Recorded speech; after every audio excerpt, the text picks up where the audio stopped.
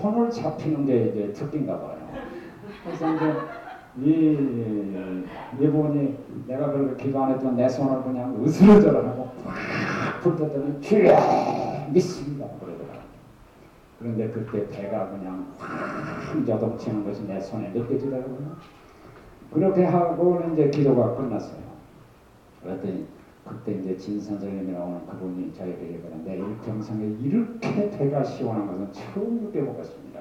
그렇게 얘기했더니 또 하나님의 은혜가 감사한 것이 뭐냐면 그 위암 말기에 있는 위암이 다 나아버린 거예요. 그래서 이제 그거를 이제 장례식 준비하겠다고 그런 사람이 나와가지고 바로 또 집에 와가지고 우리 집으로 찾아와서 목사님 집에서는 고기 먹어도 좋겠다 해서 물도 못 먹던 사람이 말이에요. 고기까지 먹었어요. 우리 집에 와서. 그래서 우리 집사람 여기 같이 와서 들었으면 그게 생생하게 또 기억이 날 텐데 말이죠. 그런 거였어요. 믿음의 역사가 나타나야 우리가 믿음의 위대함을 여러분이 믿으세요. 여러분이 믿으세요. 이제 믿음 하나님을 믿는 믿음은 확실히 가지고 우리가 하나님께 기도하고 그 믿음으로 병 고치는 것만 얘기하는 것이 아닙니다. 우리의 모든 것을 하나님을 믿는 확실한 믿음을 가지고 하면 거기에 축복이 따라오고 기적이 따라오게 되었습니다. 그것이 믿음의 역사인 것입니다. 그런 믿음을 여러분들이 소유하시기를 바랍니다. 그런 믿음으로의 본을 여러분이 가지시기를 바랍니다. 나도 신앙생활 하는데 그런 믿음의 역사가 나타나는 그런 믿음을 가지고 지금 어떻든 미지근한 믿음으로 믿는 것도 아니고 안 믿는 것도 아니고 기도하면서도 하나님이 해줄지 안 해줄지 그것도 그냥 뭐 믿는 것도 아니고 안 믿는 것도 아니고 그냥 기도하고 이런 식이 말고 확실하게 하나님을 믿는 믿음을 여러분이 가지시기를 바랍니다. 그런 면에서 여러분의 믿음의 본이 되라는 거예요. 역사가 따르는 그런 믿음을 여러분이 소유할 수 있게 되기를 바랍니다. 그래서 나는 여러분들에게 이제 안수기도 하는 것에 대해서는 여러분 자신들이 하라고 내가 안에 교인들 보고 이제 나도 물론 이제 필요할 때는 난 기도를 해드리지만은 본인이 시험을 해보라는 거야. 정말 하나님 믿음으로 하면 역사가 따르니 나한테 시험해보면 간단하지 않냐. 그래서 이제 지금 장로님 되신 어떤 집사님은 실제로 즉각적으로 시험을 해요. 집에서 가족에게 이 기도하고 하는 것은 쉽지 않았습니까? 그렇잖아요. 다른 사람에게 막 하면 또 오해도 받을 수 있고 그러니까 이제 기도를 하는데 뭐 조금 감기로 들려서 기도하고 뭐 그래서 아니 그러면 그 믿음 가지고 하니까 그렇게 돼요. 그렇게. 정말 그 지금 그 장로님은 그렇게 믿음의 효과를 얼마나 보는지 몰라요. 여러분 그런 믿음을 소유하시기를 바랍니다. 그래서 사실은 우리가 그런 믿음을 가지고 여러분들이 이제 서로가 교회만 오면 이런 얘기가 막 나와야죠. 나는 믿음을 가지고 이렇게 했더니 이러이러한 역사가 나타났더라. 나더라. 또 다른 분은 나는 또 믿음을 가지고 이렇게 기도했더니 이런 역사가 나서 이런 응답이 있어서 이런 얘기를 자꾸 이렇게 하면 교회가 얼마나 좋겠어요. 네. 교회 오자마자 짜증스러운 얘기를 하고 코를 채버리겠어요. 또 이런 거로 믿음의 역사를 여러분의 입으로 간증해야 돼요. 그래야 그런 교회와 분위기를 여러분이 생각을 해보세요. 그리고 그런 교회 소문이 이렇게 나가면 우리가 오지 말라 해도 교인들이 막 오게 될 겁니다. 교회가 성장하게 될 줄로 믿습니다. 여러분 그런 축복을 받으세요. 그런 꿈을 가지세요. 내가 믿음의 역사가 따른 그런 믿음을 오늘 내가 보이겠다. 내가 그런 믿음을 내가 가지겠다. 여러분 꿈을 품으시기를 바랍니다. 두 번째가 사랑의 본이에요. 사랑은 수고가 따른 사랑을 얘기하고 있습니다. 그래서 사랑의 수고라고 그렇게 얘기를 하고 있습니다. 여기에 중요한 의미가 있어요. 오늘 본문 말씀에서 바울은 데살로니가 교회에 보내는 편지에서 그들의 사랑의 수고에 대해서 칭찬하고 하나님께 감사를 하고 있습니다. 사랑에는 수고와 희생이 따라가야 되는 것입니다. 여기서 말하는 수고는 엄청난 노력이 기울여진 고생이나 또 계속해서 경주하는 노력의 뜻을 가지고 있습니다. 보통으로 하는 것이 아닙니다. 사랑을 해도 수고와 희생이 따른 것은 정성을 다해서 하는 계속해서 하라는 거예요. 그러니까 수고가 아주 지나칠 정도로 그렇게 하는 것이죠.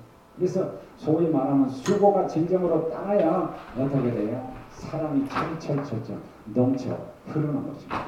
그렇지 않습니까? 여러분이 무릎을 한 잔 이렇게 떠나주는데 조금 이렇게 어디 조금 부어주면 그 마음에 차지가 않아요. 이거 좀 잔이 철철 넘치 가득 좀 따라줘야 그렇지 않습니까?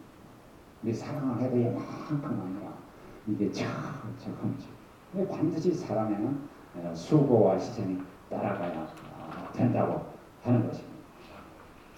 여러분 이 말은 대체로 그리스도를 위한 봉사의 뜻으로 사용되어서 영적인 의미를 가지게 되었는데 그 근저에는 사랑의 수고를 할 때 그 뜻이 예수 그리스도의 십자가에서 나타나는 희생적 사랑이 그 바탕을 이루고 있다고 하는 것입니다. 여러분이 그러면 사랑을 어떻게 하냐면 얼른 예수님의 십자가의 시장을 여러분이 생각하면 금방 이렇게 이해를 할 수 있다는 그런 얘기예요. 당시 데살로니가 교회 성도들은 예수님의 희생을 본받아 자기의 유혹보다 남을 위한 희생을 기쁘게 생각한 성숙한 그런 신앙을 가졌던 것으로 그렇게 보입니다. 그래서 바울은 그들의 사랑의 수고에 대해서 기쁨과 감격을 가지고 하나님께 감사를 드린 것입니다. 사랑의 영역은 넓습니다. 내 가족에서부터 시작해서 이웃, 어려움에 처한 자, 나라 사랑에 이르기까지. 그러나 우리는 성도의 사랑도 소홀히 하면 안 됩니다. 우리 성도 서로에 대한 사랑 굉장히 중요한 것이에요.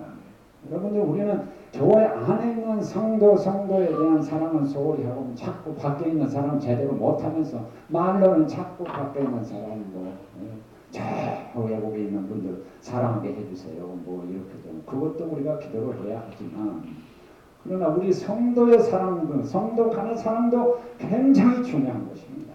여러분 그걸 중요하게 여기시기를 바랍니다. 성도는 사실은 서로의 사랑이 필요한 것입니다.